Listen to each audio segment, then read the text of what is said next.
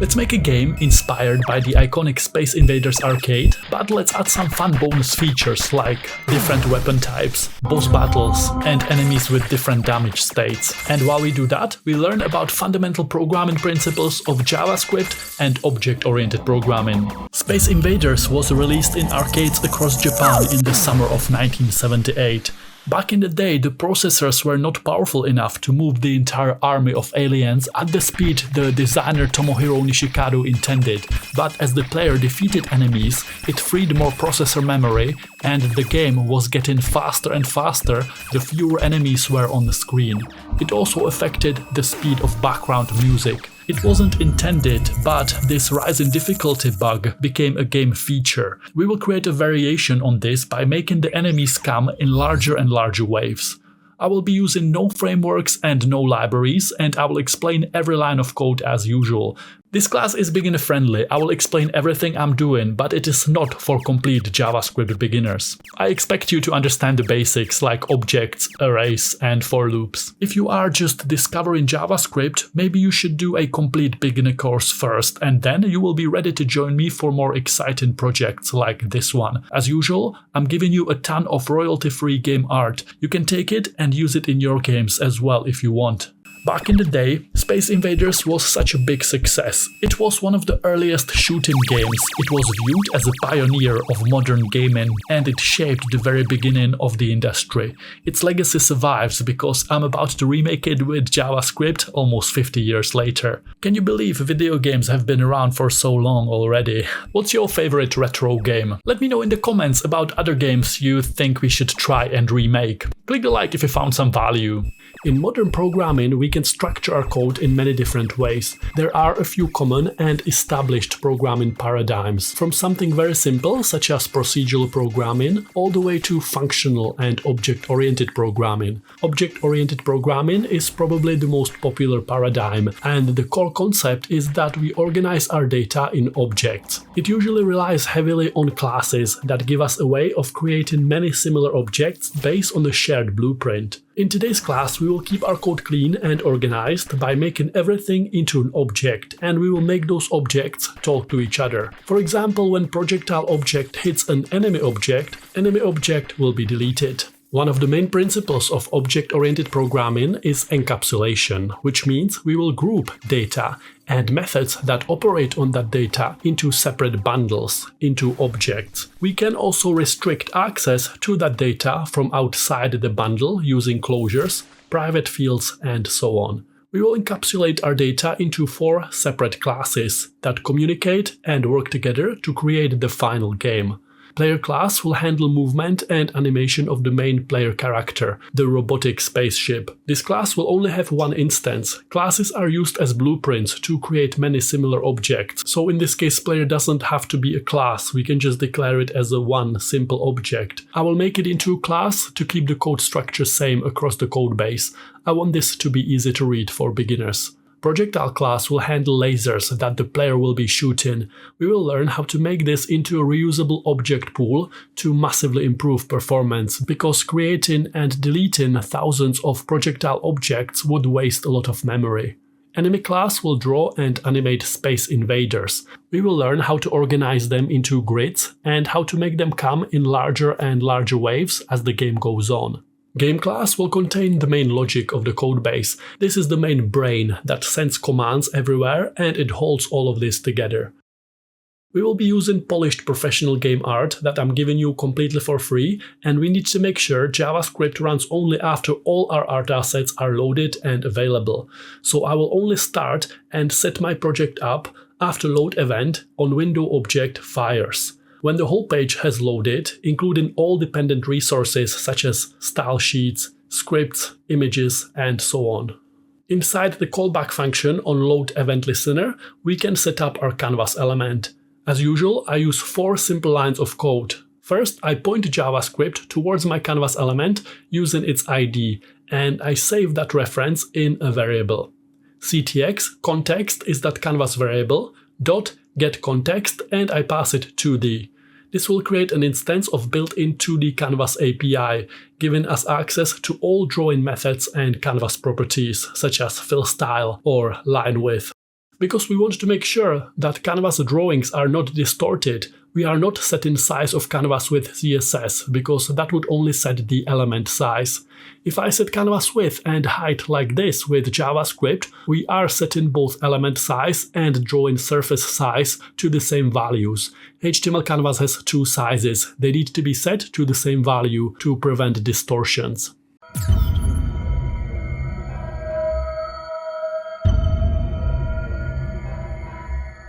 Game object will need to be aware of canvas size, so constructor will expect a reference pointing towards canvas element as an argument.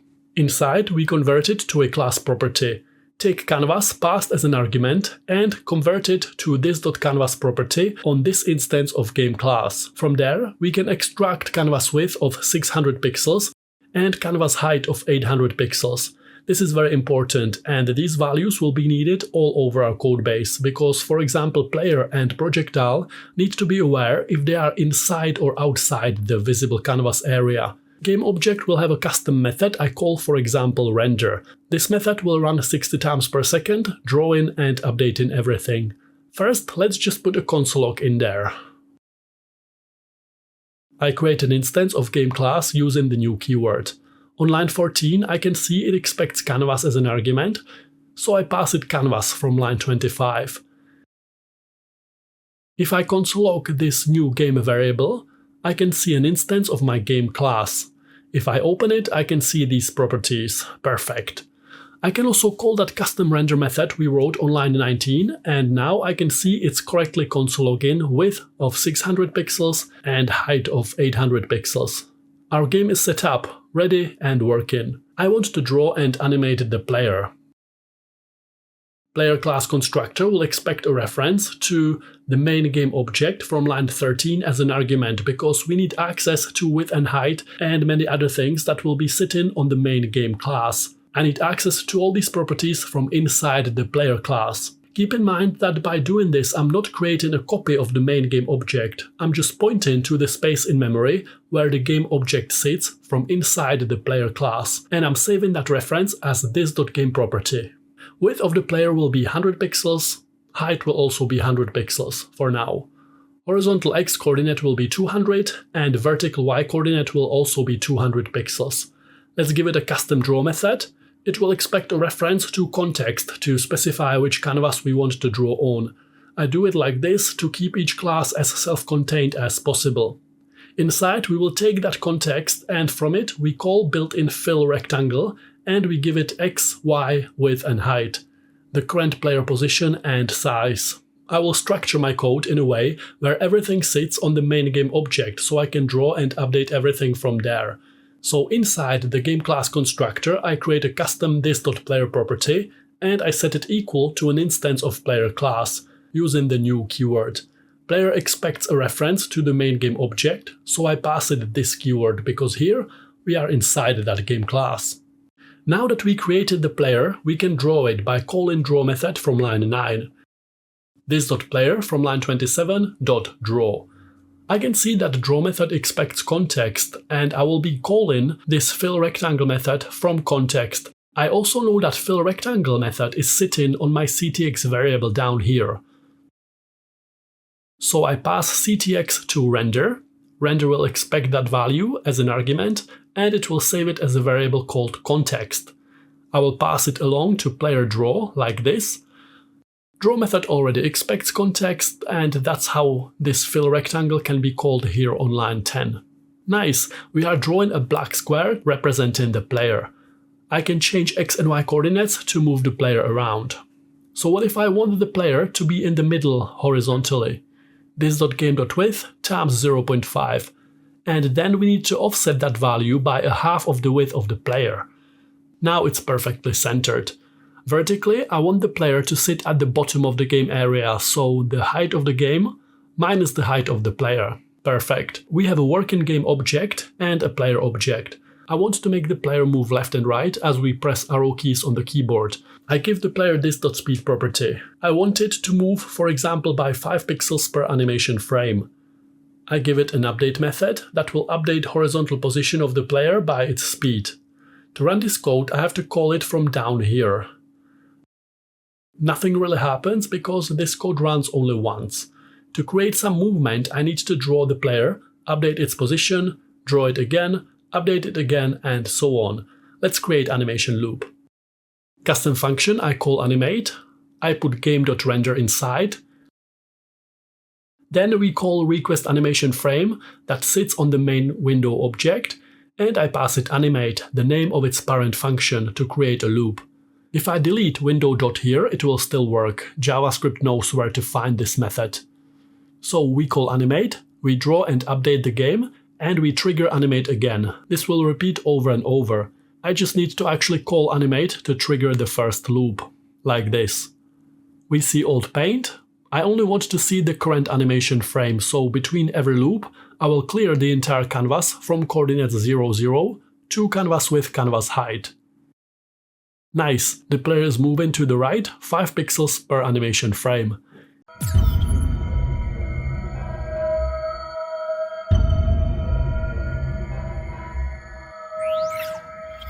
If I set speed to -1, the player moves to the left 1 pixel per animation frame. If speed is 0, there is no movement. Let's add keyboard controls. All the code inside the class constructor gets automatically executed at the point when we create an instance of the class using the new keyword. Normally we only use this space to give our object this dot properties, but we can actually put any code in there that we want to run at this point when this particular object is created. For example, if I do this, event listeners will be automatically applied when a new instance of game object is created. I create an event listener for keydown event. Callback function has access to auto-generated event object that contains all different properties and information about the keydown event that just fired. To use it, we just have to give it a variable name here, and JavaScript will know what to do. I will call it E for event. Inside, I will console log E. I save my changes, I select canvas element, and I press something on my keyboard. Keydown event fires, and auto-generated event object is displayed in the browser console. If I inspect it, I can see all kinds of information. Today we care only about this key property right here. You can see I pressed letter G on my keyboard in this case. If I console log e.key, now when I press random keys, the name of the key that was pressed will be displayed. Make a note of these values. Notice how it spells arrow keys because we will need these values now. We need to make sure we use the exactly same spelling, including lower and uppercasing. On my main game object, I will have an array called this.keys. When a key is pressed down on keydown event, I will add the name of the key that was just pressed into this array. When the key is released, we remove it. I take this.keys here and I call built-in array push method. I will push e.key, the name of the key that was pressed, into the array. I save it and I test it. When I start typing on my keyboard, I will get a console error. It is because we are placing event listener that sits on a window object inside our custom game object. And in here, I'm trying to access this.keys property that sits on the game object. But this callback function doesn't actually remember where in the code it was originally declared. It doesn't remember its lexical scope. We need to bind this keyword so that it points towards the game object from inside this callback function, or alternatively, we can use ES6 arrow function syntax. Arrow functions automatically inherit this keyword from the parent scope. So now, this dot used here correctly points to the game object, and my code will work. Scopes and closures are advanced programming topics. If you are a beginner, you don't have to fully understand it at this point. It will make more sense eventually, just keep writing code. I am console logging this.keys and we can see that it grows larger and larger as I press more and more keys. Also I reload and notice that if I keep pressing arrow up, it will add it over and over again. I only want to add one entry per each key. If arrow up is already in the array, don't add it again. Built-in JavaScript indexOf method can be called on an array. It returns the first index at which a given element can be found in the array. Important thing to remember is that it returns -1 if the element is not present. Knowing that, we can say if this.keys indexOf e.key is equal to -1, if the key that was pressed is not present in this.keys array, only then push the key into the array. Now I can press arrow down over and over, and it will only be added to the array once. Perfect. I also want to remove the key from the array when the key is released, when key up event fires. I copy this code block. To make it cleaner, I create a block scoped constant variable here called index, and it will be index of the key that was released inside this.keys array. If index is more than -1, meaning that if the key that was released is inside this.keys array, which it always should be, by the way, we will use splice method to remove that entry, that key, from this.keys array. Built-in JavaScript splice method can be used to replace or remove existing elements from an array. If key is found in the array, I call splice. I find the index of that element in the array and I remove it. Splice can be used to remove multiple elements, so we have to pass it 1 here, because we want to remove only that one element we found in there. Okay, so I press Enter key on my keyboard. Enter is not present in this.keys array, so we push it in there. I release Enter, we find the index of that entry in this.keys array, and we remove it using the splice method. I press arrow up, it's added, I release it, it's removed. I type a bit more, it works well, great. It's a good practice to always remove console logs when we don't need them anymore. So now, on the main game object, we have this.keys array that keeps track of keys that are currently being pressed down. We have access to everything on the game object from inside the player object because of this.game property here. So inside update method on player class, I can say if this.game.keys index of arrow left is more than -1, meaning that arrow left was pressed, keep reducing horizontal position of the player by this.speed from line 8, making it move to the left. Another if statement, arrow right, and we say plus this.speed, making it move to the right. Now I need to set this.speed to something other than 0 here, for example 5 pixels per frame. Now I can press left and right arrows and player is moving left and right. The advantage of this code structure is that we can easily boost player speed, or we can slow the player down by changing this.speed property on line 8. The problem is that the player can move all the way outside the game area. I will set speed to 10 pixels per frame for now. This is where we handle horizontal movement, and I will introduce some horizontal boundaries here. If this.x, the horizontal position of the player, the top left corner of the player rectangle, is less than 0, x is 0. This will create a hard left boundary. Else if, because the player can't be touching left and right edge of the game area in the same animation frame, we can use else if here. Else if this.x is more than the width of the game minus the width of the player, x is equal to the width of the game minus the width of the player. This will create a hard boundary on the right side. I test it, and the player can't move outside the game area anymore on both sides. Nice.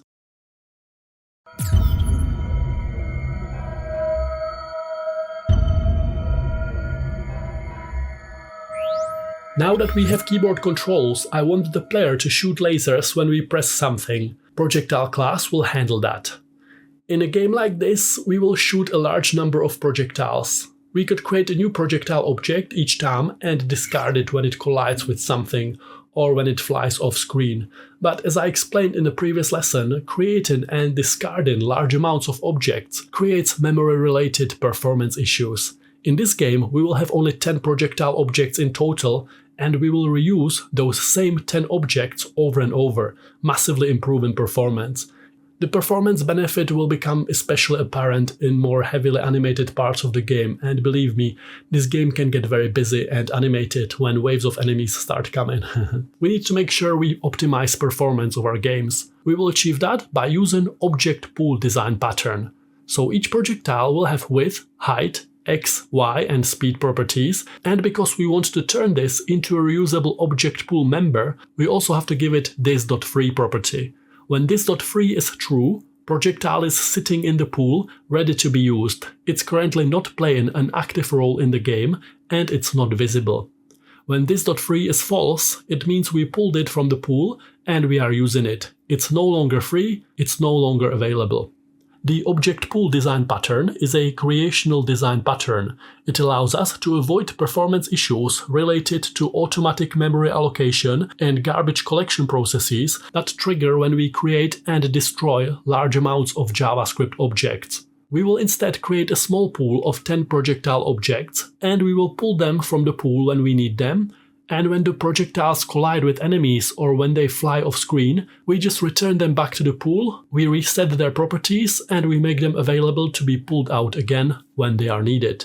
This will completely remove the slowdown caused by memory allocation when we create objects one by one. Also, garbage collection process that automatically and periodically clears objects that are no longer referenced in our game from memory will not trigger at all, because we will not be discarding those projectiles. There is more to object pool design pattern than this, but this class is for beginners. Today I will show you how to do a very simple but powerful implementation in a real working project. If you want to read more about it, I will link some good articles in the description below. We give it a draw method, but we only want to draw active projectiles, only if the projectile is currently not free. Same goes for update. Any code inside update method will run only for the active object pool members. Only if free is false. Exclamation mark means false. If projectiles are not active, if they are just sitting in the pool waiting to be used, we will not draw them and we will not update them. If projectile object was pulled from the object pool and it is not free right now, we will draw a rectangle representing the projectile. In the update method, for all active projectiles, we will make them move upwards in the negative direction on the vertical y-axis. I want them to move relatively fast. Let's try 20 pixels per animation frame and see what that looks like. Each object pool member needs to have two helper methods. A method that will run when the object is taken from the object pool, I will call it start, and another method that will run when the object is no longer needed and it's returned back to the pool of available objects. When we start using the object, we set free to false. The object is being used. It's not available in the pool anymore. Reset method will return it back to the pool by setting its free property to true, which means because of these two checks, the object will stop being drawn and updated after reset method runs. I hope it makes sense. Leave a comment if you understand it or if you need more in-depth explanation. You can just leave a comment with a simple thumbs up emoji if you understood it well. I will know what you mean and everyone else will be confused by that comment. So this is the projectile class. It's an object pool member and it has everything it needs to create object pool design pattern in our codebase. Now we just need a way to create that object pool using this projectile class. We will do it inside the main brain of our codebase here in the game class. I give it a property called this.projectilespool and I set it to an empty array. Number of projectiles will be 10. I want to use only a very small number here. It will work well for gameplay in this case as well. I will show you why I want only 10 projectiles when we have some animation going.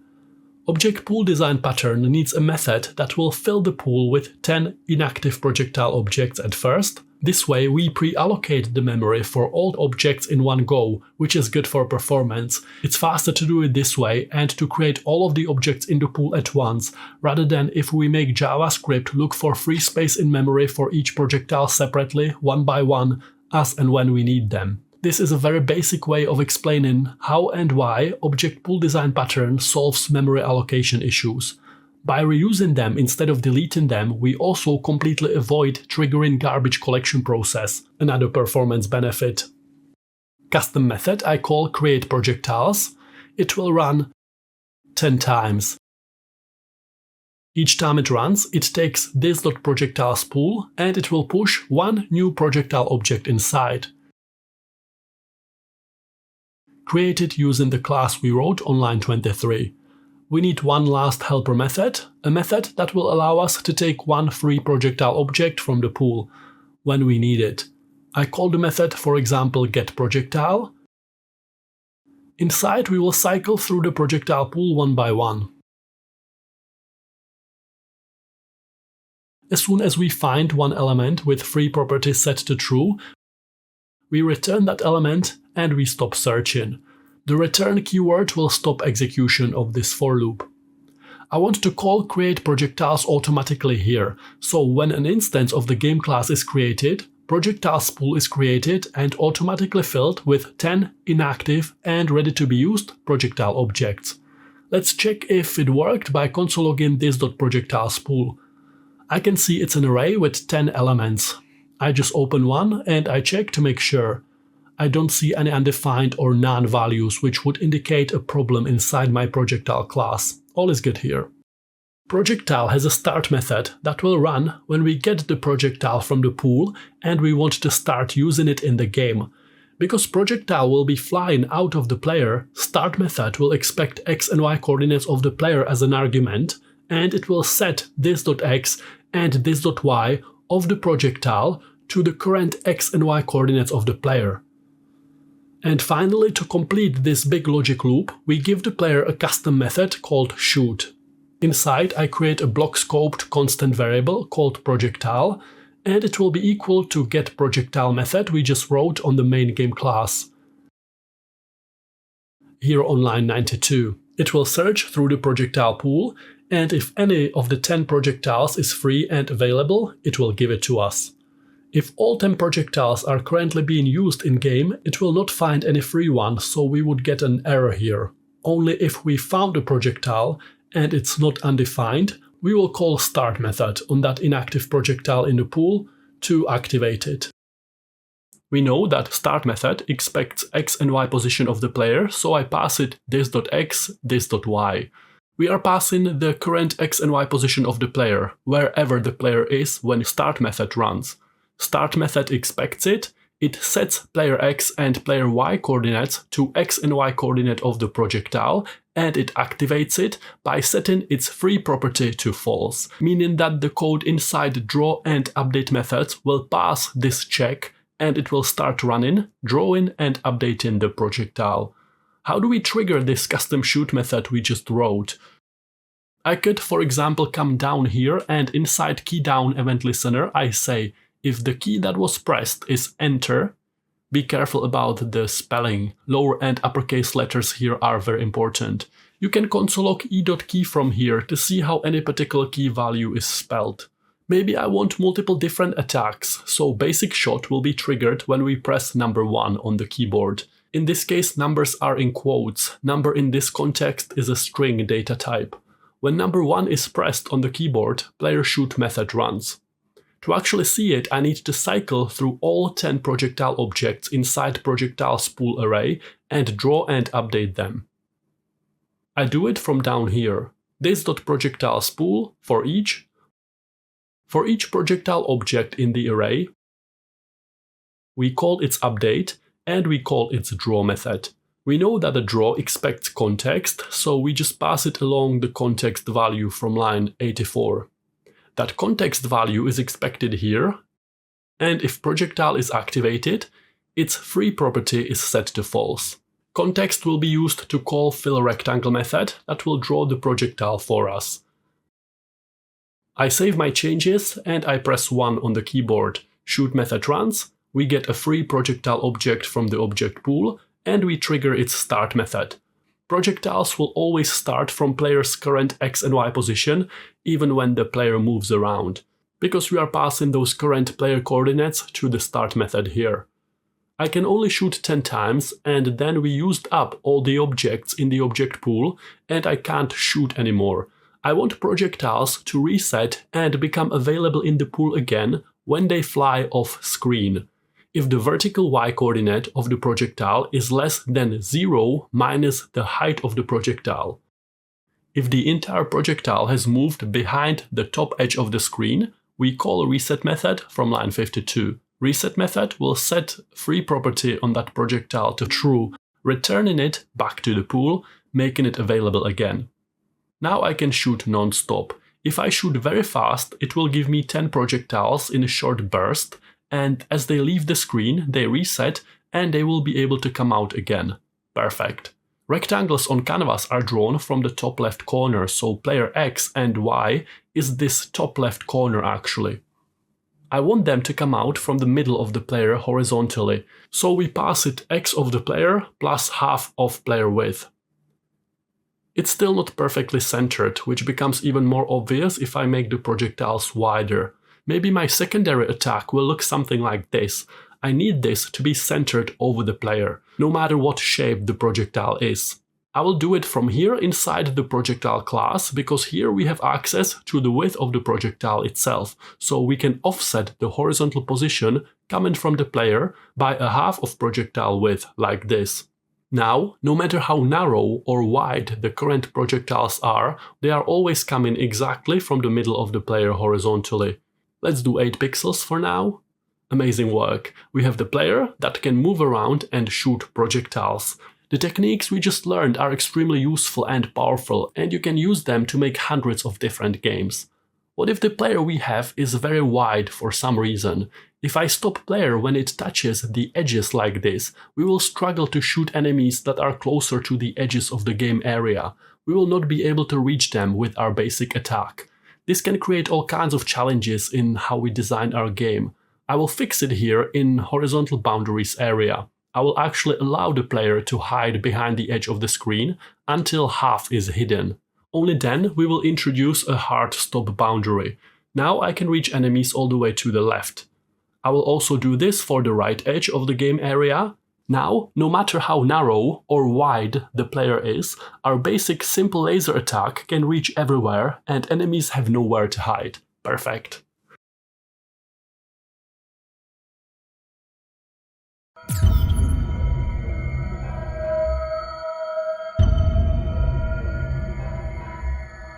Speaking of enemies, this will be interesting. Let's create enemies that come at us in a grid formation, and every time we defeat one wave, a larger wave of enemies will come. Before I do that, let's give our game some background. I'm giving you a complete, polished and professional set of high-quality 2D art assets for this project. You can download everything in the resources section below. Take the background PNG image you can find there and put it inside your project folder. Then use it as a background property. We can actually do this part with CSS. CSS is GPU accelerated, so doing it this way is faster performance-wise than redrawing the same image over and over on canvas as our game animates. Now my canvas drawings are too dark against that new background. Down here, when everything is loaded and canvas is set up, I set fill style for everything drawn on canvas to white. For now, this is fine. I will create individual enemies using our custom enemy class. They will need access to some methods and properties that I put on the main game class, so we will have a reference to the game class from here as well, like this. There are a few challenges we have to solve here because we want enemies to move in a grid and we want them to move in the same direction. I want the entire wave of enemies to follow the same movement pattern, so we will have to stop and think about how to organize our code to achieve that. Each enemy, actually all objects in our game, need to have width, height, X and Y properties, mainly for collision detection purposes. Custom draw method will take context as an argument, and we stroke rectangle representing each enemy for now. I was going to make enemies into a reusable object pool as well, but I want to keep this class beginner friendly, and combining object pool with the grid logic we are about to write could become hard to follow, so for now, enemies will be very simple basic objects. No object pool functionality here for now. Update method will move the enemy, but if I want all enemies to move in a grid formation in the same movement pattern, we can't have individual speed here and update each enemy separately. Position value of the entire wave of enemies will have to be stored somewhere in one place in our code, and each enemy will know where it sits in relation to that value. As the wave moves, all enemies will move with it. Let me show you exactly what I mean. We will create a wrapper class called wave. Constructor, again, will need access to properties and methods on the main game object. And we know that all objects in our game need to have width, height, X and Y position. Let's set position to 0, 0, top left corner of the game area for now. Here inside the game class constructor, I remove this console log. Each wave will have a set of enemies organized in a grid. The first wave will be a grid of 9 enemies organized in 3 columns and 3 rows. I also need the enemy size, the size of each individual enemy, to be globally available all over my code base because we need to be aware of it in multiple places in the code. So for now, each enemy will be a square of 60 times 60 pixels.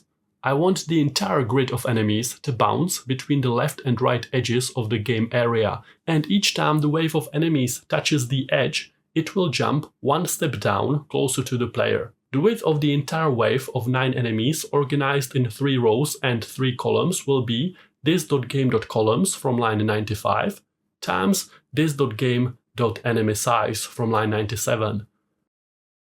The height will be this.game.rows times enemy size, like this. Render method will draw and update that entire wave of enemies, so it will need context as usual. Then we will use that context, and for now we will stroke rectangle representing the entire wave area. Just bear with me, it will make more sense in a minute. Each wave will contain a certain number of enemies, depending on this.rows and this.columns value. We are starting with 3 times 3, so the first wave will have 9 enemies. Each time we destroy all enemies in one wave, next wave will be automatically triggered. We will keep all active waves inside this.waves array on the main game class. Immediately as we create game class, the first wave of 3 times 3, 9 enemies, will be automatically created and pushed inside this.waves array. I pass it this keyword to represent the main game object we are inside of right now. It is expected here and converted to this.game class property. From here we have access to columns, rows and enemy size. Now I can take this.waves array, we pushed one wave inside already, so I call for each. And for each wave object inside this.waves array, currently there's only one inside, we will call its render method. We pass it context. We can see the wave being drawn here. I set stroke style to white, so it's easier to see it. Line width, for example 3, 5 pixels. Size of the wave will adjust to fit all enemies it contains. If we have 5 columns and 8 rows of enemies, 40 enemies in total, they will be arranged inside this area. The entire wave of enemies will move as one unit, so the speed will be on the wave object. For every animation frame, we increase horizontal position by speed. If x is less than 0, or if x is more than the width of the game minus the width of the wave, meaning that whenever the wave rectangle touches the left or right edge of the game area, flip its horizontal speed to its opposite value. This will make the wave bounce endlessly left and right. That worked. Let's make it 3 times 3. Vertical speed will be 0.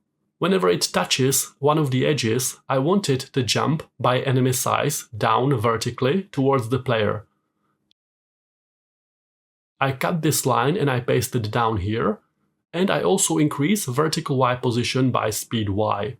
When we touch the edge like this, speed Y stays high and the wave keeps moving down. I only want it to jump by enemy size in one animation frame and then return back to speed Y 0. Yes, this is the movement pattern I was looking for. We have a wave that moves left and right and down over the game area. It will contain a grid of enemies, and each enemy will move with the wave using X and Y position of that wave, plus relative horizontal and vertical position of the individual enemy within that grid, within the wave. I will call those values this.position X and this.position Y. So position X and position Y is the position of the enemy within the wave. Each enemy has to know exactly where it sits inside the grid. Width of the enemy will be coming from this value from line 111. I set it to 60 pixels. This.game.enemy size for width and height as well. Enemies will be square shaped. X and Y will be 0, 0 initially. When we create an enemy, we pass it as an argument relative position between the enemy and the entire wave. Position X and position Y values will determine where in the wave, relative to the top left corner of the wave rectangle, this particular enemy sits. Position X and position Y passed as arguments will be converted into class properties here. Update method will take X and Y position of the wave as arguments, and it will set X and Y position of the enemy relative to that current value. X position of the enemy is X position of the wave plus relative horizontal position of the enemy in that wave. Y position of the enemy will be vertical Y position of the wave plus relative vertical position of this particular enemy in the wave. There might be a better way to structure this code. I just came up with this. Let's see how it works for us. Each wave will have its own enemies array. We give it a custom create method. Inside, we will have a for loop. We want to organize something in a grid, which means we will need two nested for loops, loop inside of another loop. Let's write it first, and then we explain how it works. The outer for loop will handle rows. As we go down, row by row, vertical Y coordinate will be increasing. The inner for loop will handle columns. As we go from left to right inside each row, horizontal X coordinate is increasing. Let's say we are here. This is the current enemy square, 60 times 60 pixels. Row is 0 in the outer loop. We enter the inner loop and we cycle through all horizontal positions within that row. We reach the last column, we exit the inner loop, we enter the outer loop, we increase vertical Y position, and we jump to the next row.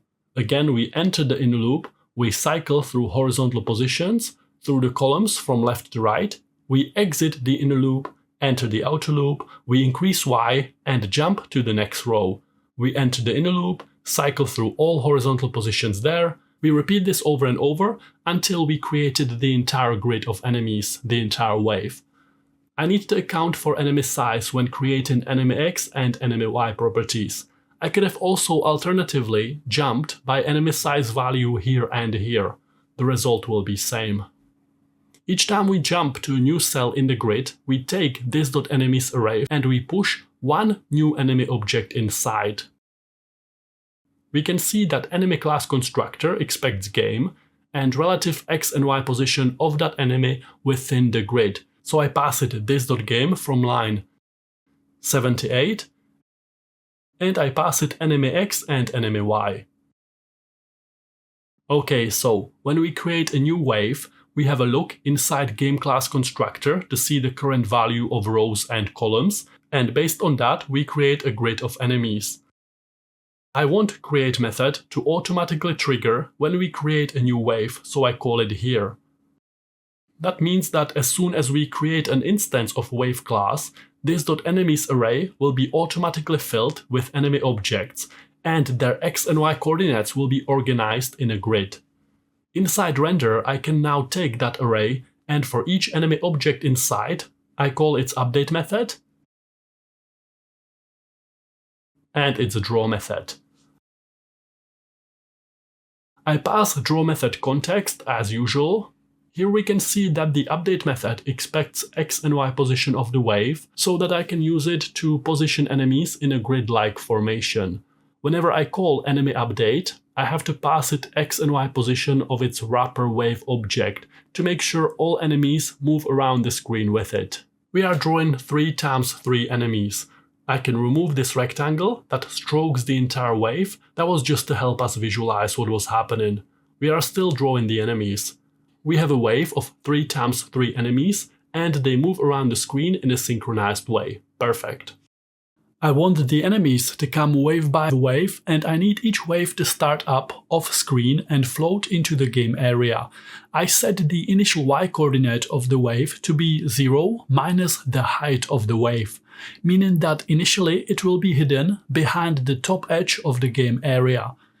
The wave will be created off screen and I want it to quickly float down until it's fully visible, and then it will start its left-right motion pattern. So if this.y is less than 0, increase y by 5 pixels per animation frame.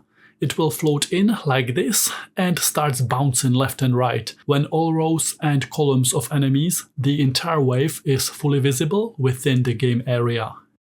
I can test it by changing the number of rows and columns, and you can see it still works. It still floats down until all enemies in that wave are visible and can be targeted by player lasers. I try 5 columns and 7 rows, which will give me a wave of 35 enemies.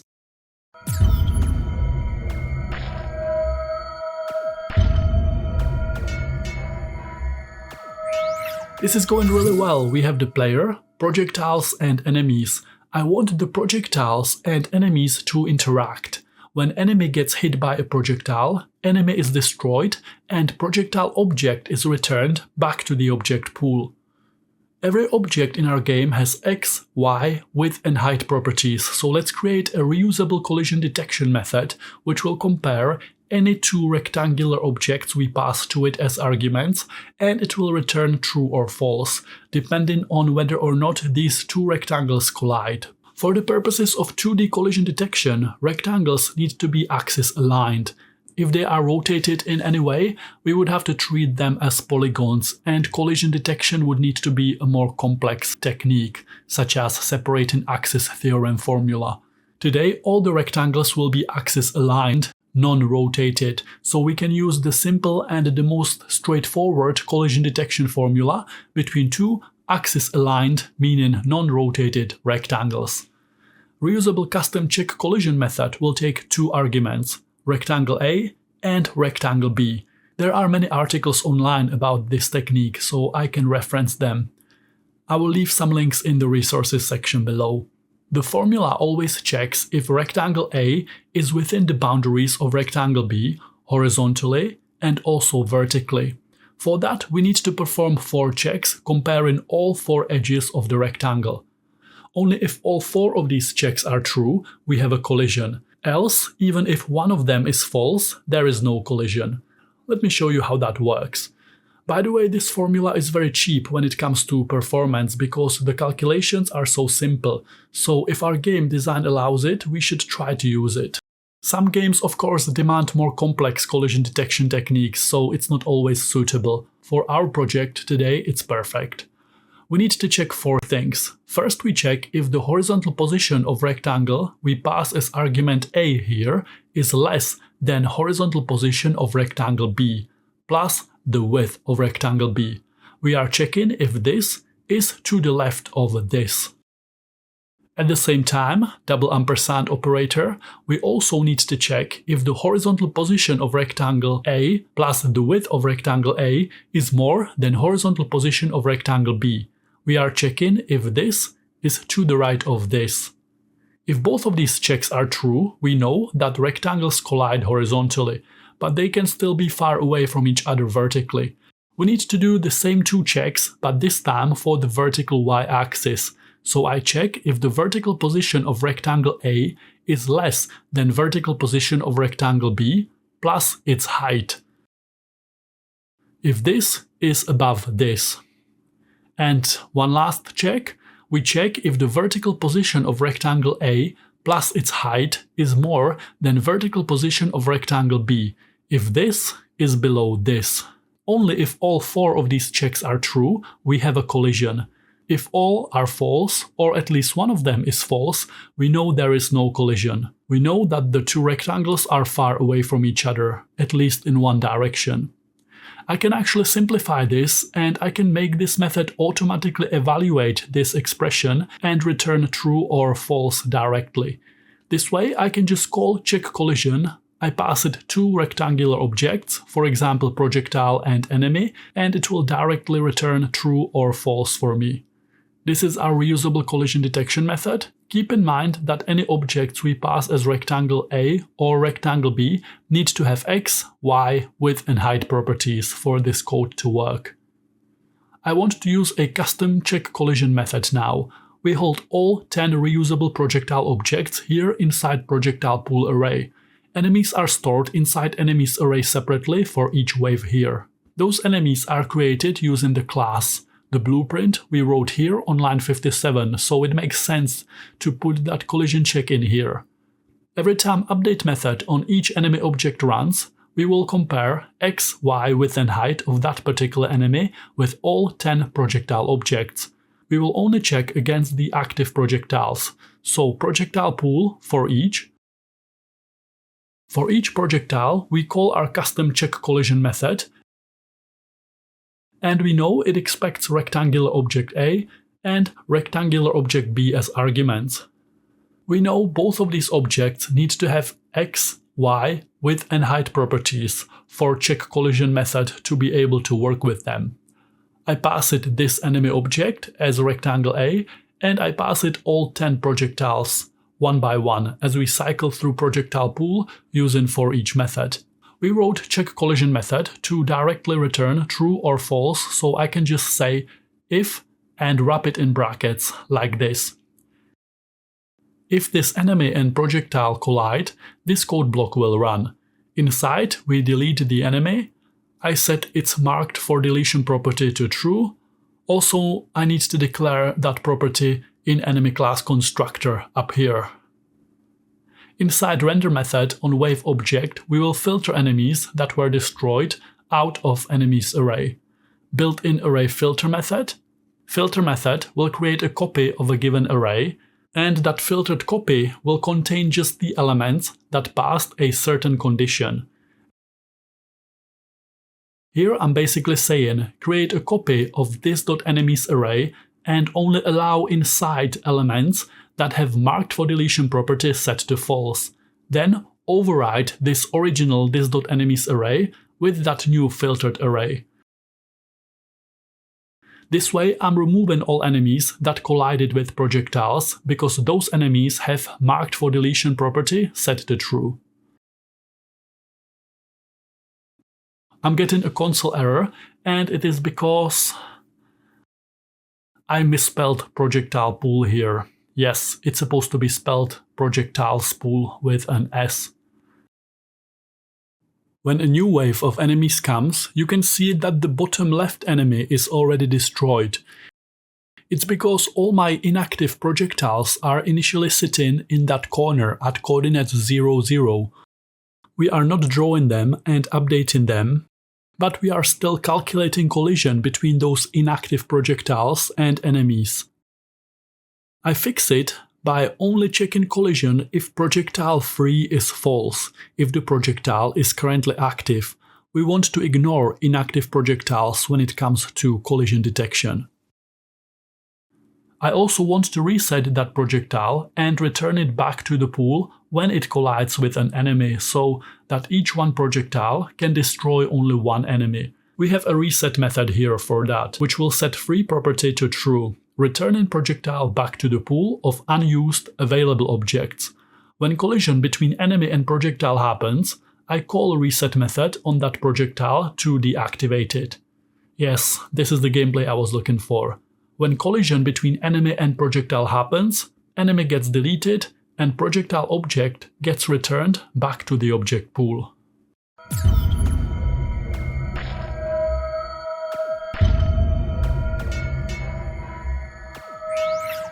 I want to draw status text, such as score, wave counter, player lives, or how much energy we currently have for lasers and special attacks. I will do all of that inside the draw status text method. I call built-in fill text method, which takes at least 3 arguments: the text we want to draw and x and y coordinates of the anchor point in relation to which the text will be positioned. I call it here inside render, and I want to draw it behind enemies, so I draw it first. It's just my choice, you can draw it on top if you want. I passed context along, and here we go. I set font to, for example, 30 pixels impact for nice big and easy to read letters. We will keep the current score as a variable on the main game object. It will start at 0. Inside fill text, I will add that dynamic variable value next to the text, like this. Now I want the score value to increase by 1 when we destroy an enemy. Here, when projectile and enemy collide, we take this.game.score and we increase it by 1, like this. Nice! I'm shooting enemies and I'm increasing my score. Perfect. The game will be lost if any enemy touches the bottom of the screen, so for each enemy I will check if its vertical Y position plus its height, the bottom boundary of enemy rectangle, is more than this.game.height, the bottom boundary of visible game area. If that happens, I set this.game.gameOver to true, and I destroy that enemy by setting its marked for deletion property to true, for now. I need to make sure I declare that gameOver property here. Initially it will be false. If gameOver is true, I want to draw some text. As you can see, by default, canvas text is left aligned. I want this gameOver message to be center aligned. Font will be 100 pixels impact. Text will say Game Over in capital letters, and it will be exactly in the middle of the screen, so width of the game times 0.5 and height of the game times 0.5. Nice! We have big Game Over text in the middle of the screen as soon as enemy touches the bottom of the game area. The problem is that this text align and font properties change the entire canvas state, and now the same text style applies to score fill text on line 194. I will wrap this entire code block between save and restore built-in canvas methods. The save method saves canvas state, including fill style, text align, font, and all other canvas properties. It creates a save point, like in a video game, and it remembers what values all canvas properties have at this point. Then we can alter canvas settings in any way we want, and then when I call restore, it will return all canvas properties back to what they were when save method was called. So what is happening now? We save canvas state, we draw score at 30 pixels size and left aligned. We set text to 100 pixels center aligned, we draw game over, and we reset those settings back. So in the next animation loop, when score is redrawn, it is back to 30 pixels left align. It's an endless animation loop we have here. I hope it makes sense. We can take it even further, and since we wrapped all the status text between save and restore, we separated it from the rest of the shapes drawn on canvas. I can also give it some shadows here. Those shadows will only be applied to the text, but not to enemies, projectiles, and player shapes. To display canvas shadows, we need to define at least 3 out of 4 available properties: horizontal distance between the shape and the shadow, vertical distance, color of the shadow, and we can also apply blur using shadow blur property, but it's optional. Blur is performance expensive. It involves calculating opacity and sub-pixel values, so I will avoid it today. We are counting score and we are drawing game over message. Nice! When I destroy an entire wave of enemies, I want a new larger wave to come automatically. We will count them, and players can challenge themselves to see how many waves of enemies they can defeat. Wave count will start with wave number 1, like this. We will draw the wave number here, like this, inside our draw status text method. Vertically, I set the text to 60 pixels, no, 80 pixels from the top. Yes. The first wave will be a small grid of 2 times 2 enemies. When I destroy these 4 enemies, I want a new larger wave to appear. We will handle that logic inside a custom method I call, for example, new wave. You can think about this technique as a very simple level mechanics. When you defeat a wave, larger, more difficult wave of enemies will come, kind of a new level. We can add any conditions and properties of that new wave here. First, I can increase the size of the wave by 1 column and by 1 row. Let's try that. I will increase columns and row values by 1, and I will push new wave object into this.waves array. I pass it a reference to the main game object as an argument, because it expects it. As we can see here on line 91, because we increased columns and rows value, these lines of code will ensure that the next wave is larger. I also need to make sure that each wave triggers the next wave only once, so I give it a flag that indicates whether or not it already triggered the next wave. Initially I set it to false. Each wave contains enemies array that holds all currently active enemy objects in that wave.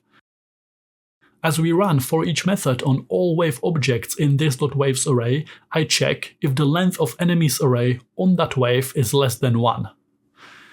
At that same time, if the flag I called next wave trigger hasn't been activated yet, and only if game over is false, because when game over happens I want new waves to stop coming. If this entire expression evaluates as true, we enter the if statement block. Inside I call new wave method we just wrote. We will also increase wave count by 1. And finally I set next wave trigger to true, preventing this particular wave from triggering any more new waves. I test it. We have a wave of 2 times 2 enemies. If I defeat all of them, we immediately get next wave of 3 times 3 enemies. Perfect. It is because here in new wave method we always add one more column and one more row each time new wave of enemies is created. What if I want the waves to grow a bit slower? I want to randomly, in 50% of the cases, to add a new column, or in the other 50% of cases I want to add a new row. We can do that, for example, this way. Math.random called on its own like this will give us a random value between 0 and 1. 0 included, 1 excluded. I can say if math.random called on its own is less than 0.5, so roughly in 50% of the cases, increase the enemy grid by 1 column. Else, add 1 row instead. This way, the waves will still grow, but a bit slower, so it will take more time before they fill a big part of the screen and the game becomes more difficult. Later I will also add boss battles feature, so randomly, instead of a new wave, we could just get a big boss with a lot of health, and when we defeat the boss, waves will start coming as usual. I will also have to make sure we are only adding new columns to a certain point. Let's say until the width of the entire wave is less than 80% of the screen width. If we allow it to go more than that, the game can quickly become too fast and completely unplayable. You can try to play the game at this stage where we have no limitation on columns and rows to see what I mean. I will also only add rows if the height of the entire enemy wave is less than 60% of game height. I tested by setting starting grid to 5 times 5 enemies. New wave, and I can see it added a new column. Let me quickly deal with them. I need to add some more powerful weapons later. Now it added a new row, so we have a grid of 6 times 6. Now it added one more row, so we have a grid of 6 times 7. When we get to this stage, I want enemies to somehow react when they touch the player. The first step in that interaction would be to detect a collision between enemies and the player. If check collision between this enemy and player is true, set marked for deletion on that enemy to true to destroy it. Inside that if statement, we do another check. If game over is false, and if score is more than 0, we reduce score by 1. We will punish the player for not being able to shoot the enemy at distance. I will also reduce player lives by 1. Then I check if player lives variable is less than 1, and if it is, we set game over to true. Nice. Player will start with, let's say, 3 lives. To check if it works, we will visualize the lives inside draw status text method, but let me show you a different way how to display them rather than just to draw a number that says 3. I will create a for loop that will run once for each player life. Each time it runs, it will fill a rectangle at coordinates 10, 10, and within height of the rectangle will also be 10 times 10 pixels. Now I'm drawing 3 squares on top of each other. If I want this to be kind of a loading bar, I just multiply horizontal position times index of the for loop. Now the 3 squares representing player lives are drawn next to each other.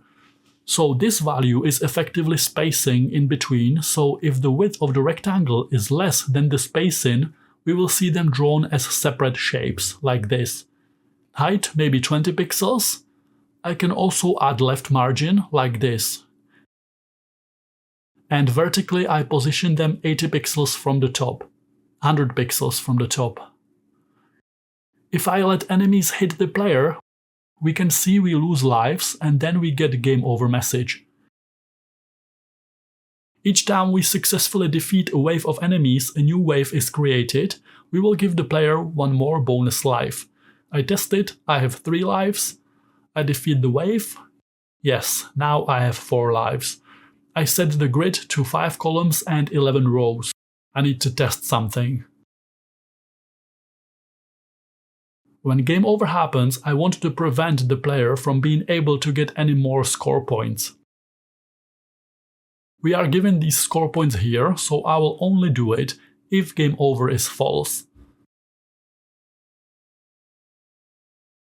Now, if I get game over and I destroy more enemies, the game score stays the same. Down here I want to add one more line of text, so I copy these 2 lines of code.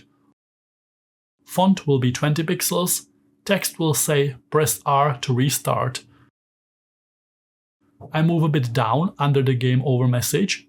So now, when game over message appears, we get another message that says press R to restart. Let's actually implement that feature.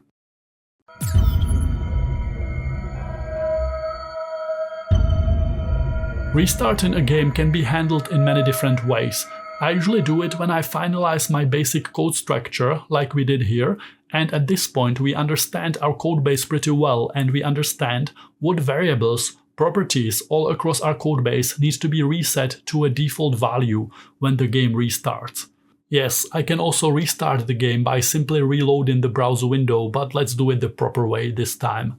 First, I need to restart the player, and I can do it here from the player class. I will give the player a custom restart method here.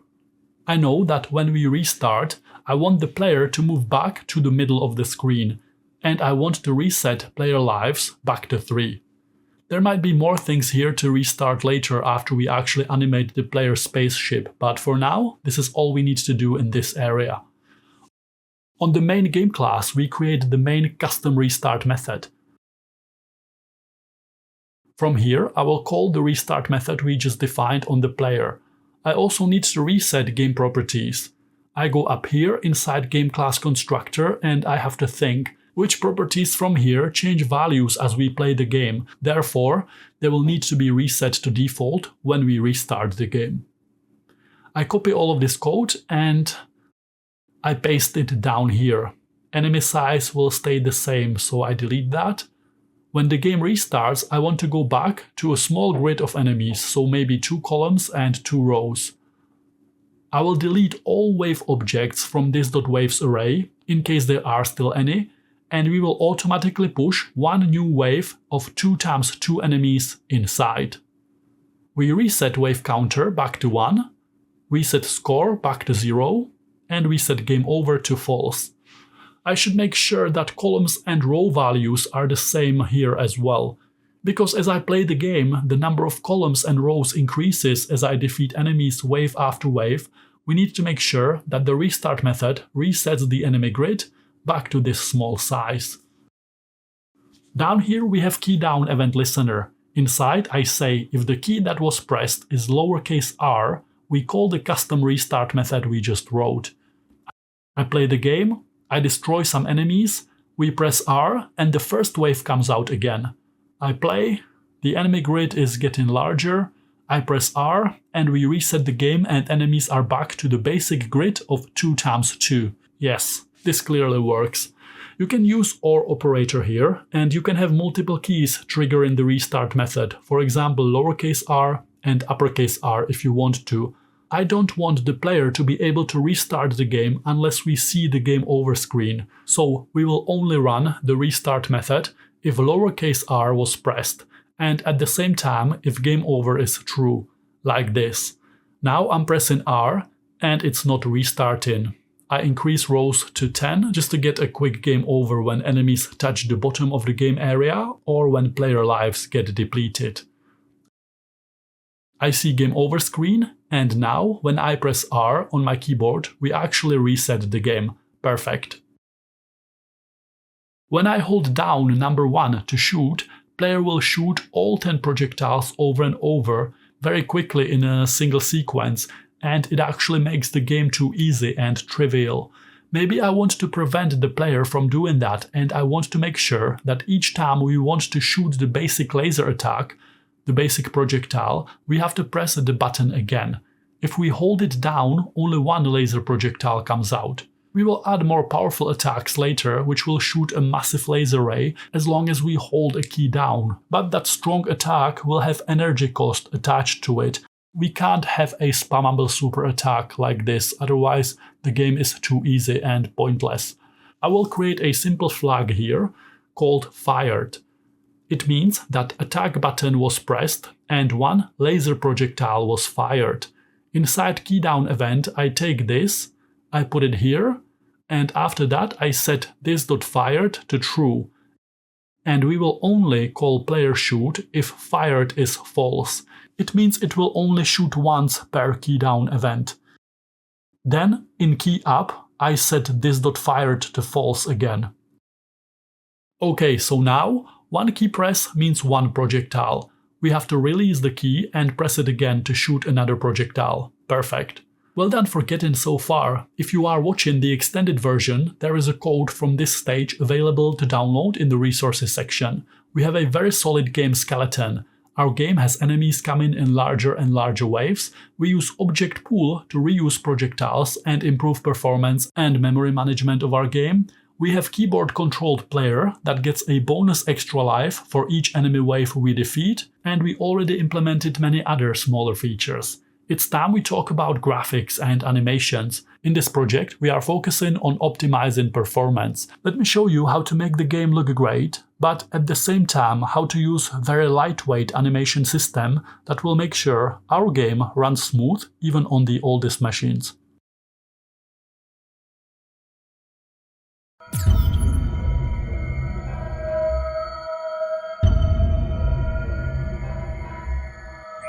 The first enemy type I want to implement is a basic space bug, a simple enemy with one life that explodes when we hit it with a projectile. You can download the sprite sheet in the resources section below. Place the image into your project folder and include it inside index.html file like this. Source is beetlemorph.png, ID is Beetlemorph. In script.js we declare our enemy class. I want to have multiple enemy types, so I will put properties and methods that are shared between all enemy types on the parent enemy class here, and I will create a smaller subclass for each enemy type separately. There we will declare properties and methods that are specific only to that enemy type.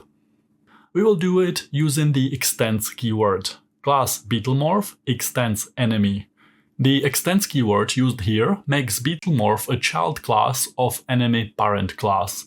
We can also call this a subclass, and enemy is a superclass.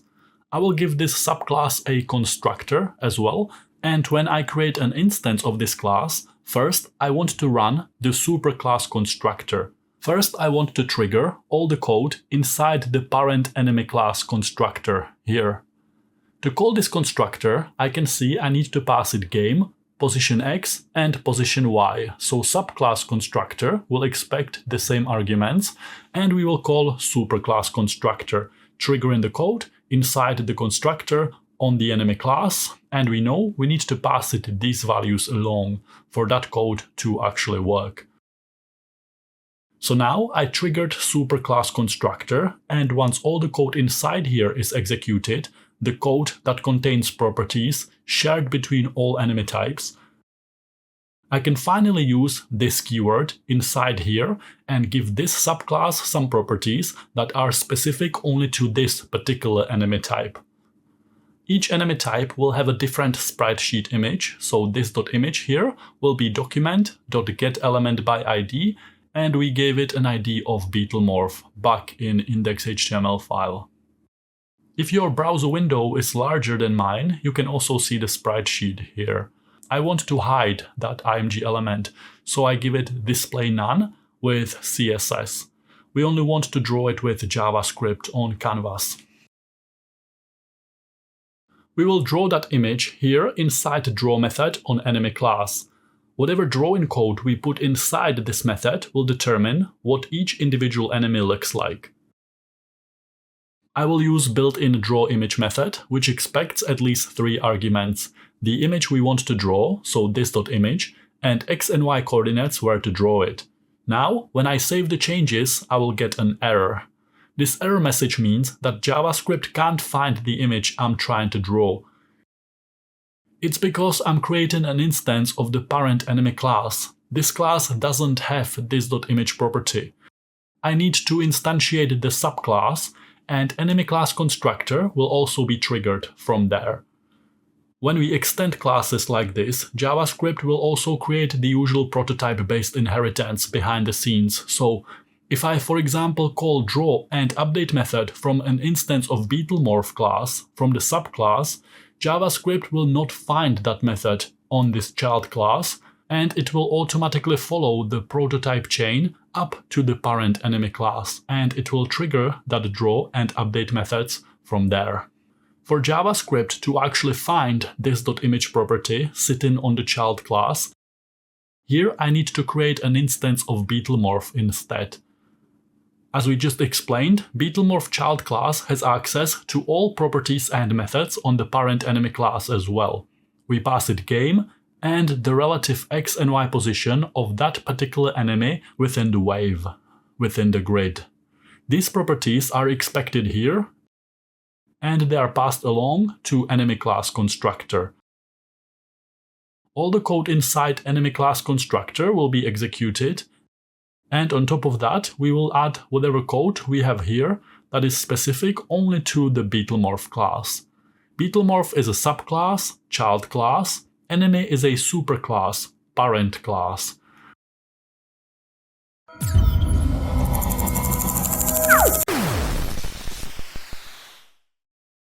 We get this strange situation.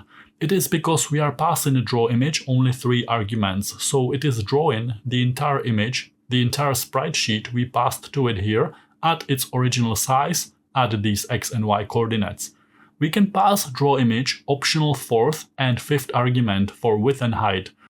And when we do that, it will squeeze or stretch that image to fit that specified area. Now I'm squeezing all 12 frames of the sprite sheet into an area of 1 enemy, of 1 frame. We want to crop out individual frames from the sprite sheet, and for that we will need the longest version of drawImage method, which gives us the most control over the image we are drawing.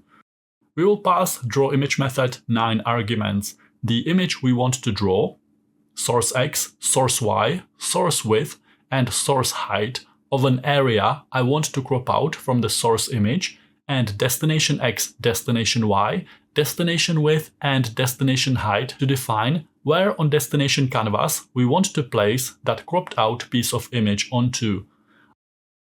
Let's say I want to crop out the area from coordinates 0, 0 to coordinates 20, 50, and I want to stretch this cropped out piece of source image over a space of 60 × 60 pixels on the destination canvas. This is what we get. So what if we crop out an area from 0, 0 to 50, 50 pixels?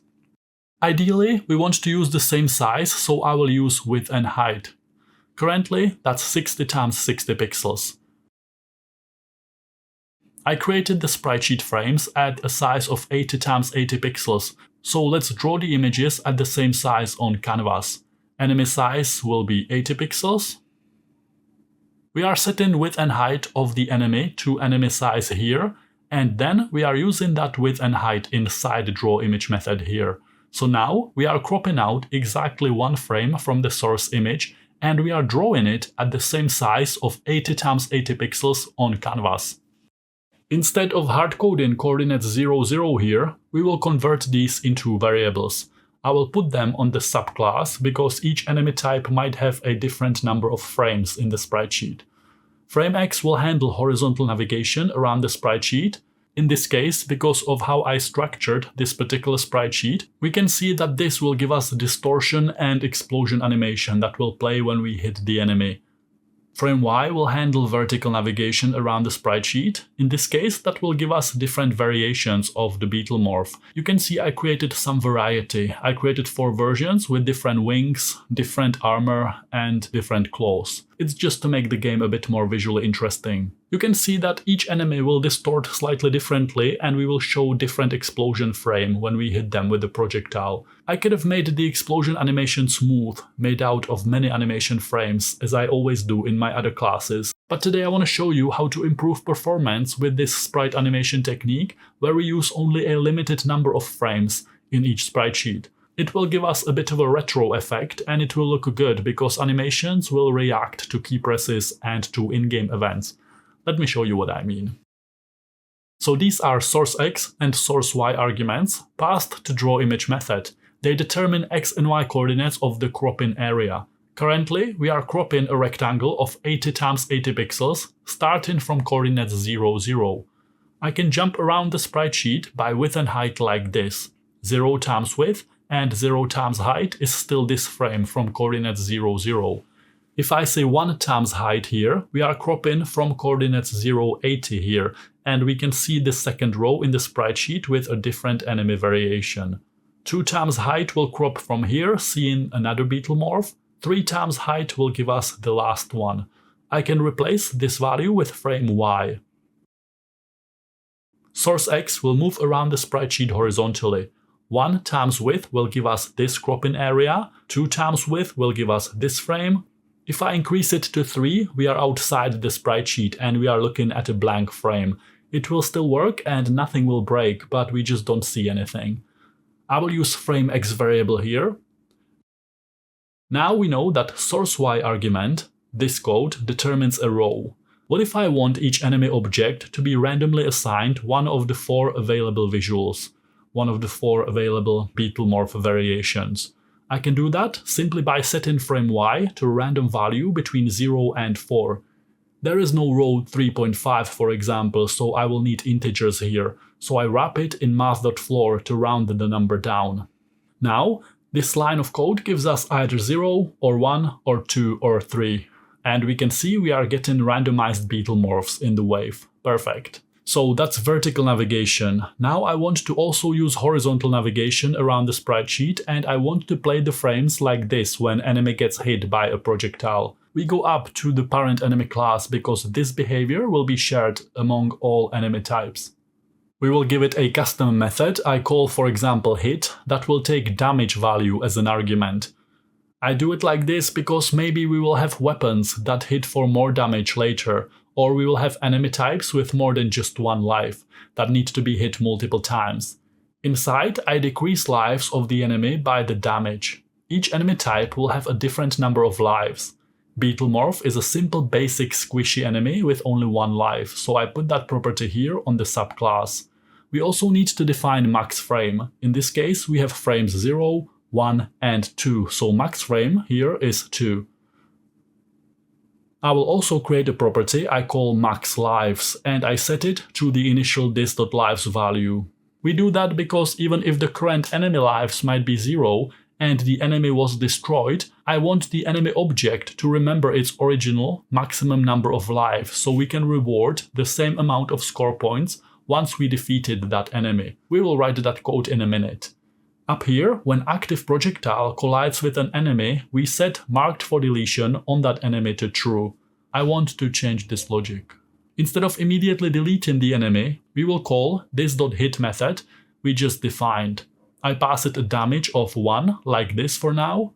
Inside hit method, we are reducing lives of this enemy by this damage value, if you remember. After that, I create a separate if statement and I say if this.lives is less than 1, once we hit enemy enough times to deplete all its lives, which in this case was very easy because each Beetlemorph has only 1 life, I want to trigger horizontal navigation around the sprite sheet to play this animation. This.frameX++. Every time we increase frame X by 1, we check if the current frame X is more than max frame. We check if we played all the horizontal frames in the sprite sheet. Only after we hit the enemy, we depleted all its lives, and after we played all horizontal frames of the sprite sheet, only then we are ready to set marked for deletion to true, which will filter the enemy out of enemies array because of the logic we wrote earlier. And automatic garbage collection process will eventually delete it, as it does with all variables that are no longer referenced anywhere in the code. I will also cut this line of code, and only once we destroyed the enemy, if game over is false and the game is still running, we increase score by the original amount of enemy lives, by this.max lives. So enemies that had 1 life will give 1 score point. We will have another enemy type with 3 lives later. That one will give us 3 score points when destroyed. Down here we can see we gave Beetlemorph 1 life, so it will reward only 1 score point. I run the code and I can see that horizontal frames are playing, but they are playing very fast. We can barely notice what's happening. We are animating probably at 60 frames per second. For every animation frame, we are increasing frame X by 1 and we only have 3 frames. This whole animation plays out in a fraction of a second. We need a way to control the speed of sprite animation. I can comment out the rectangles around enemies. This looks better. I want the waves to move slower, maybe 1 pixel per animation frame. I also want the waves to start from the middle horizontally, so the initial x coordinate of the wave will be the width of the game times 0.5 minus a half of the width of the wave. I want each wave to randomly move to the left or to the right from that middle position, so I will do a little trick here. Horizontal speed is equal to an expression, so-called ternary operator, the only JavaScript operator with 3 operands. We will use it here as a simple one-line if-else statement. If math.random is less than 0.5, so roughly in 50% of the cases, set speed x to -1. Else, set speed x to +1. So ternary operator used as an if-else statement goes like this. Expression to evaluate. If true, question mark, do this. Else, colon, do that. We could have also used a regular if-else syntax here, but this is faster. Now if I reload the project a few times, I can see that waves start from the middle and randomly they will move to the left or to the right at a speed of 1 pixel per animation frame. When we hit an enemy, horizontal frames play, but they play very fast. How can we control that animation speed? Let me show you.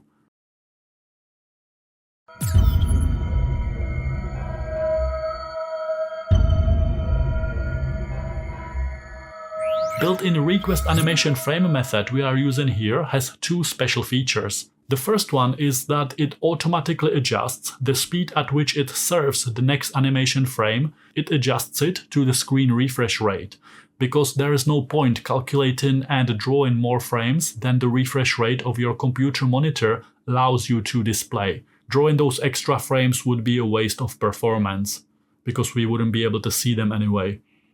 The second special feature is that it automatically generates a timestamp, which simply is a value of milliseconds that passed since the first request animation frame in this sequence was called. We will use those auto-generated timestamps to trigger periodic events in our game. For example, I can update horizontal sprite frame in enemy sprite sheet only once every 500 milliseconds, which would be 2 frames per second. We will be able to set any frame rate we want. Let me show you how to do that. We will need a helper let variable I call last time. This variable will hold a value of a timestamp from the previous animation loop so that we can compare it with the timestamp from this animation loop and we can calculate how many milliseconds passed between the 2 animation frames. We usually call this value delta time. Request animation frame auto-generates a timestamp and it passes that value to animate function here. All I need to do to use that value is to assign it a variable name.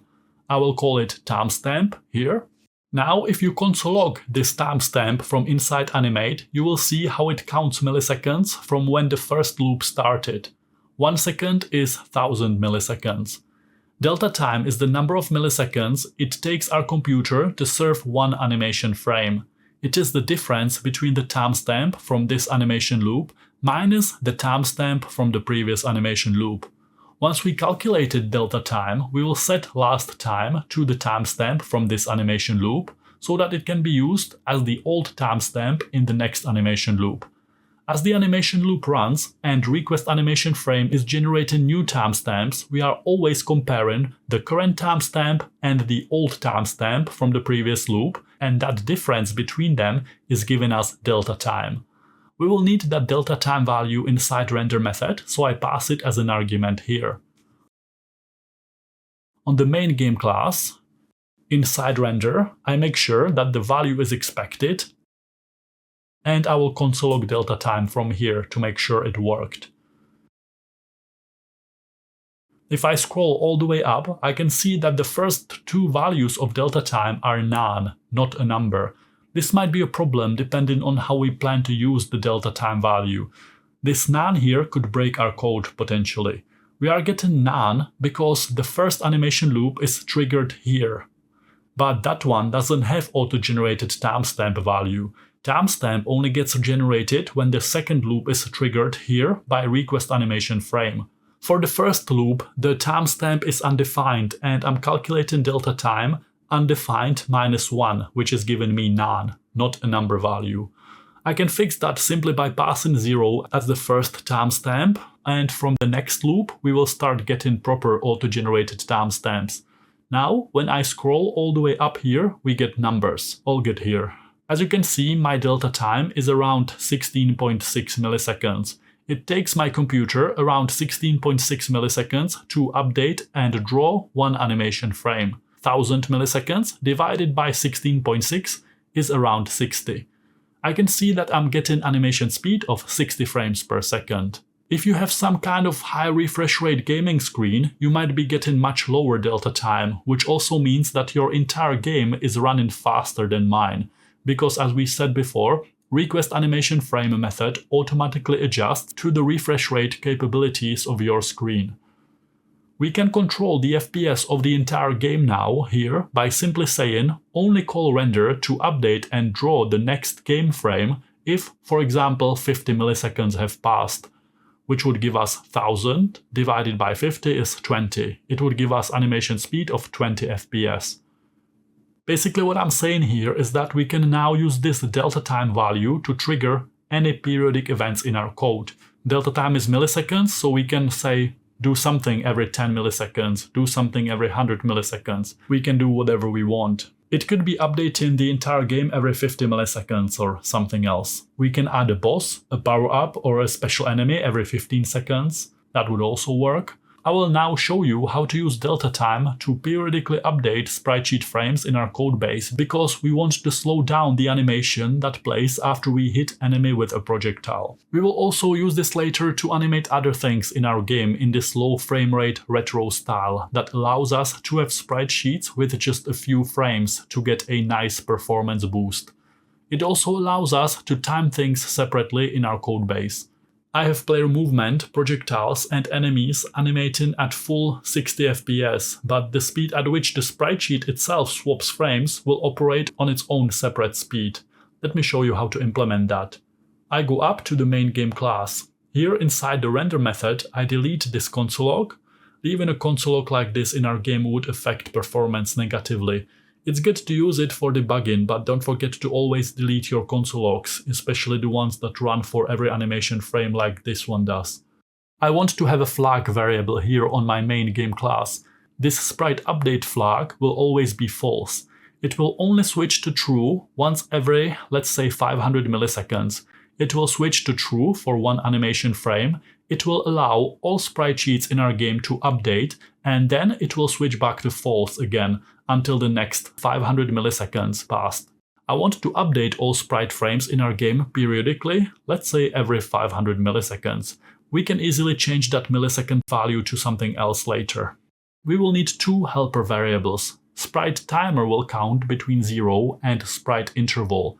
Every time it reaches sprite interval, it will set sprite update to true, and the timer will reset back to 0 so that it can count again towards the next periodic trigger.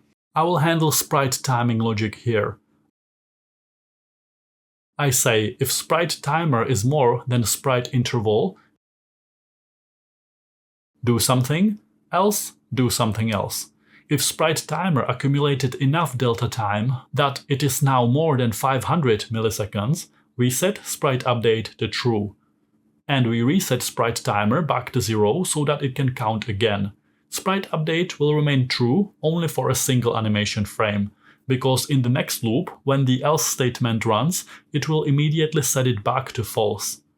This else statement means that sprite timer is less than sprite interval, and in that case we want timer to keep accumulating delta time until we accumulated more than interval again.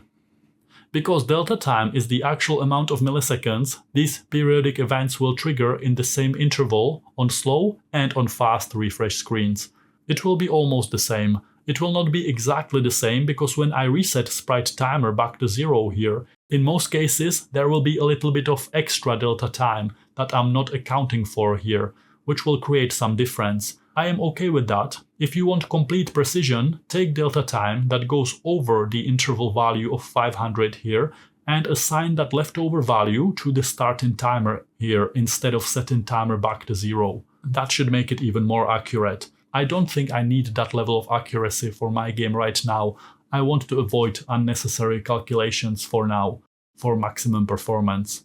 Now we have this sprite update property that once every 500 milliseconds, just for one animation frame is set to true. The rest of the time it's set to false. We can use it to trigger sprite animation. When we hit enemy with a projectile and when enemy lives are less than 0, instead of increasing frame X in the sprite sheet immediately, we will only do it if sprite update is true. Let's test it. I shoot an enemy, and every 500 milliseconds it plays the next animation frame. Perfect. Now we have a problem that the enemy is stopping projectiles until the animation finished playing.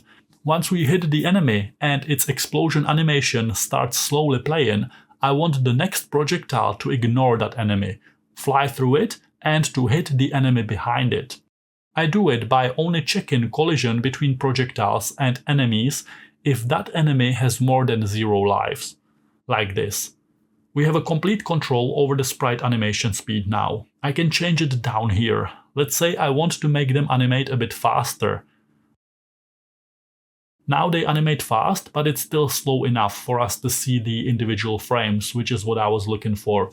Normally when I create my sprite sheets, I create complex animation loops with 20 or 30 animation frames, but sometimes if you have many enemies animating on screen at the same time, it can slow your game down. Using sprite sheets with less frames and controlling how fast we swap from frame to frame when animating these sprite sheets is a simple and performance-friendly way how to deal with that challenge.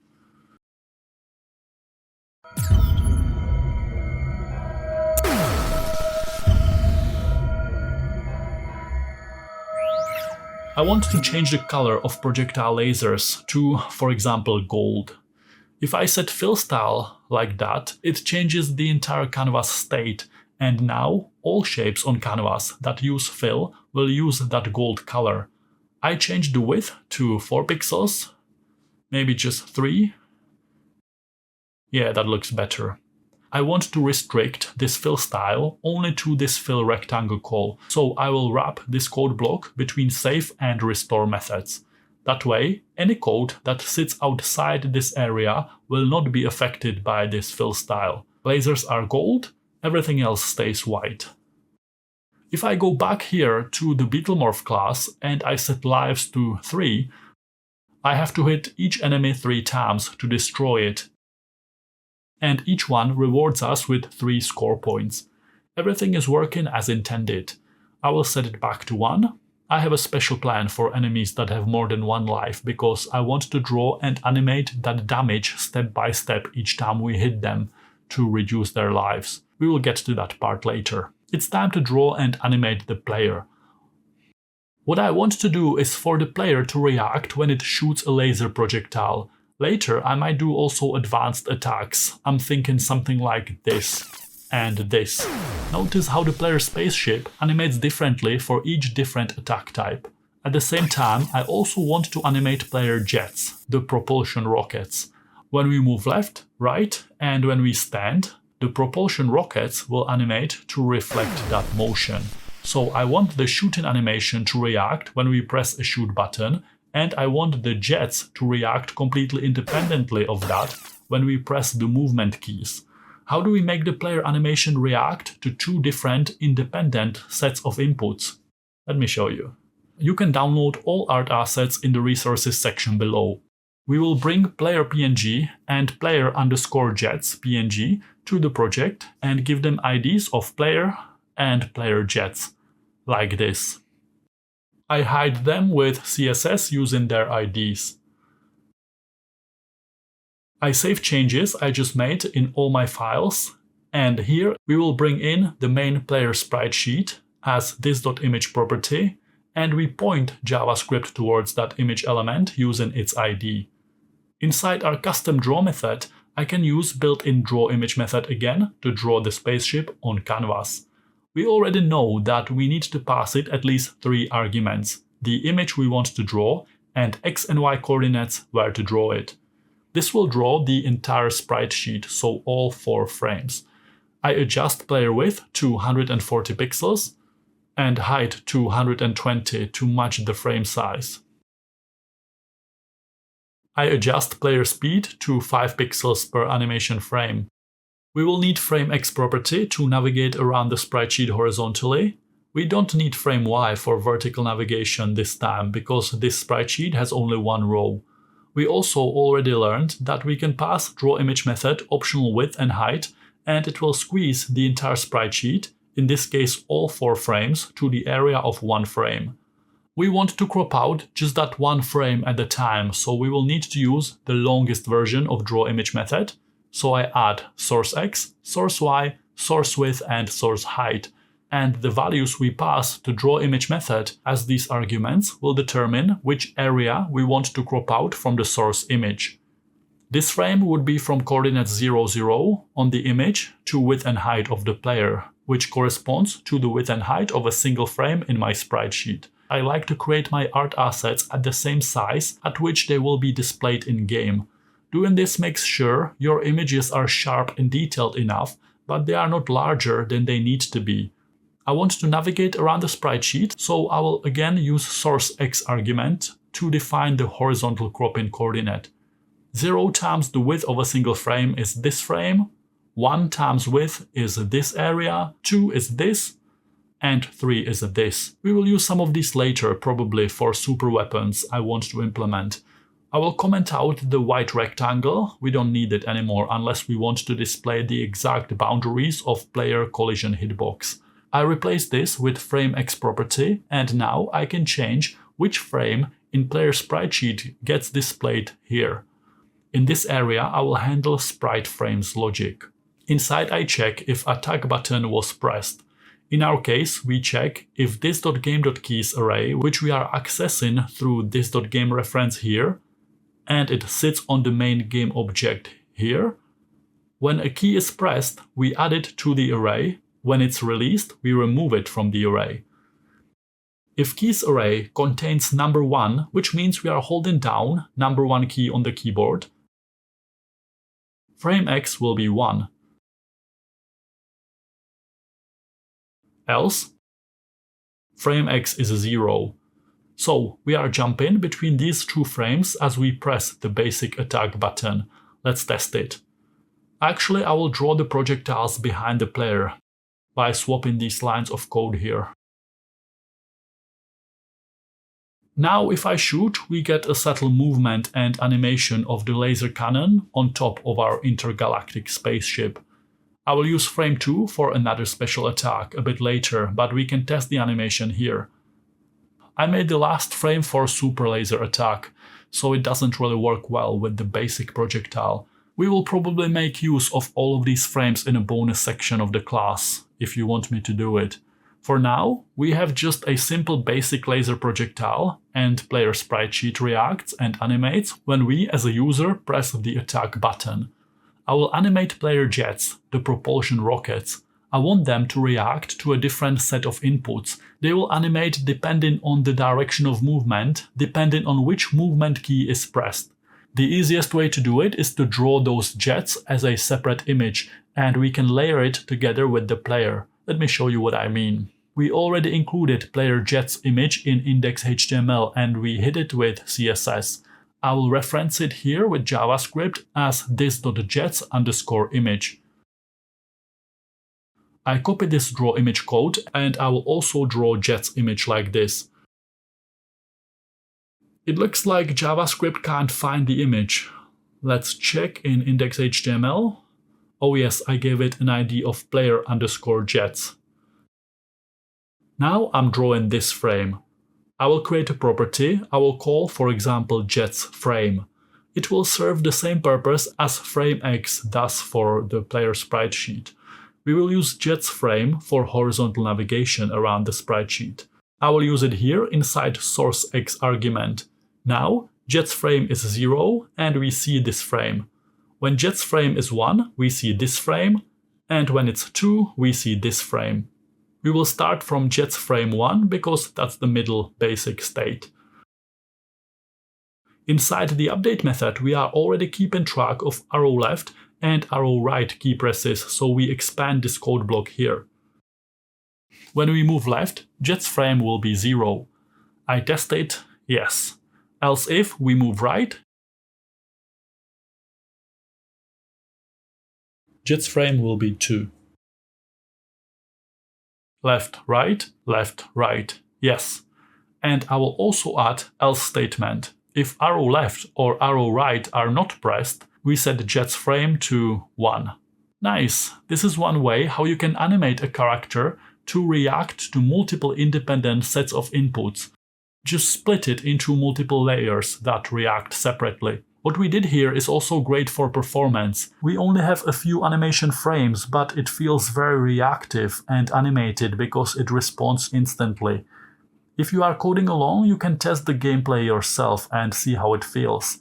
Do you prefer when I do complex animation sequences, like I usually do for my other games with 30 animation frames per loop, or did I convince you to sometimes try this more performance-friendly animation technique that uses only a minimal number of frames? I will create a larger wave, 2 times 8 enemies, and I will let it trigger a game over by depleting player lives. You will notice that when enemies hit the player and they are destroyed, they don't play the explosion animation as they should. We handle collisions between enemies and the player here. I don't want to immediately mark that colliding enemy for deletion.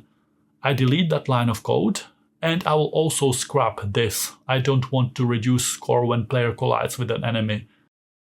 I will instead just set enemy lives to 0 when they hit the player. This will trigger this code block in the following loop. Now I have another problem because hitting one enemy takes all 3 player lives. Because we are colliding with that enemy that already has 0 lives and it reduces 1 player life per animation frame. That enemy has 0 lives, but it is still in there, it's animating the explosion sequence and we are colliding with that. I only want to check collision between player and enemies if that enemy object has more than 0 lives. Now enemies are animating and each enemy collision just takes away 1 player life. I can press R to restart the game. I will increase the number of projectiles in the object pool to 15 so we don't run out so often. I will slow down the sprite animation, maybe serve the next animation frame once every 150 milliseconds.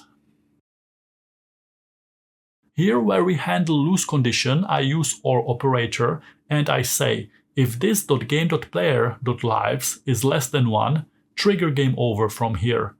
And in that case, we don't need this code. I also don't want the enemies to be deleted when they touch the bottom edge of the game area, so I also delete this. I set the initial enemy wave to 1 times 1. Up here on the player class, I will create max lives property. It will be, for example, 10. Inside the drawStatusText method, I copy this for loop that draws lives, and I will draw max lives first. Maximum potential lives will be only empty stroked rectangles, like this. I make them larger, maybe 10 times 15 pixels. And here as well. And 20 pixels spacing, here and here. I want the line width to be only 1 pixel, which is also the default value on canvas, so I don't need to declare it at all. And this is the visual I wanted. When we defeat a wave, we get a bonus life, and stroked rectangle turns into a filled rectangle. So we can easily see we currently have 5 out of potential maximum 10 lives. I also need to go here to line 247, and when a new wave is triggered, we will only give the player 1 more life if player's current lives are less than player's max lives. We implemented many features and learned a lot of new techniques. We have a fully playable game with increasing difficulty as larger and larger waves come as we progress through the game. What should I implement next? Boss battles, super weapons, more enemy types? How about enemies that have multiple lives and multiple damage states? Let me know in the comments if you coded all the way here and what bonus features you would like me to implement next from the ones I suggested, or you can give me your original ideas. Are there any features in the original Space Invaders game that I forgot about and you would like to see in our version? Click the like if you found some value and check out the video description if you want to make more games with me. See ya!